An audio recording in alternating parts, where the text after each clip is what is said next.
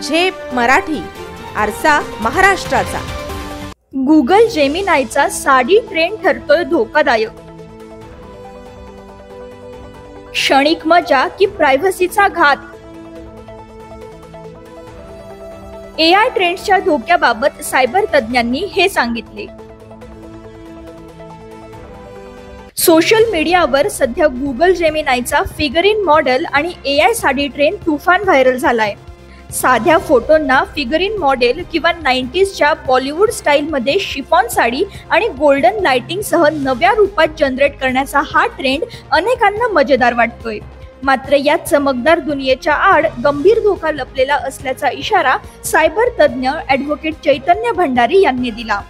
सांगायला गेलं तर लोक स्वतःहून स्वतःची मस्करी करून घेत आहेत, कारण तुम्ही जे 3D मॉडेल्स, जे एआयचं रिसेंट ट्रेंड तुम्ही बघत असाल, तुम्ही गुगल जेमिनी, चॅट जीपीटी हे जे ऍप्लिकेशन्स असतात त्यांना स्वतःहून तुम्ही परमिशन्स देतात।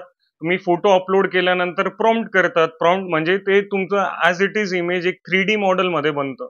जस्ट ते आवड लोक टाकतायत म्हणून मी पण टाकतो, सेलिब्रिटीज टाकतायत, पॉलिटिशियन्स अपलोड करतायत।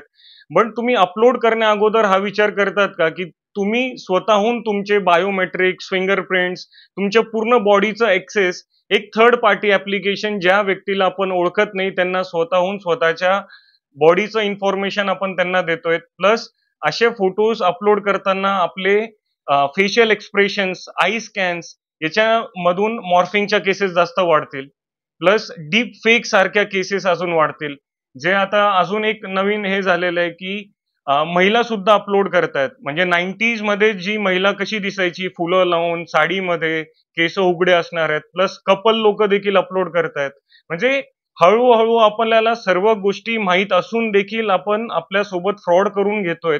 आपल्या गोष्टी, आपल्या पर्सनल डिटेल्स, आपल्या बॉडीवर किती मार्क्स आहे, आपले फिंगरप्रिंट्स कसे आहेत, आपण दिसतो कसे, म्हणजे स्वतःहून आपण अपलोड करतोय ह्या गोष्टी। म्हणून लोकांना एकच आव्हान करेल की कृपया करून अशा ऍप्सला आपली खाजगी माहिती देऊ नका, कारण जेव्हा तुम्ही ह्या ऍप्स डाउनलोड करता ते स्वतःहून तुमचे परमिशन्स घेतात, तुमचे contacts, video details, photo details, तुमच्या फोन मधली संपूर्ण माहिती घेतात। तर ट्रेंडच्या नादी लागू नका, स्वतः एक ट्रेंड बना, कारण ट्रेंडच्या मागे लागून तुम्ही स्वतःहून स्वतःची माहिती देतायत। अशा ॲप्स वा प्लॅटफॉर्मवर वैयक्तिक फोटो अपलोड केल्यामुळे चेहऱ्याच्या प्रतिमांचा गैरवापर होऊ शकतो। यामुळे ओळख चोरी, फसवणूक आणि इतर प्रकारच्या सायबर क्राईमची शक्यता वाढते। त्यामुळे सावधान राहण्याचा सल्लाही सायबर तज्ञांनी दिलाय। अशाच वेगळ्या आणि ताज्या बातम्यांसाठी पाहत रहा झेप मराठी, आरसा महाराष्ट्राचा। संपादक प्राध्यापक अनिल चव्हाण, धुळे।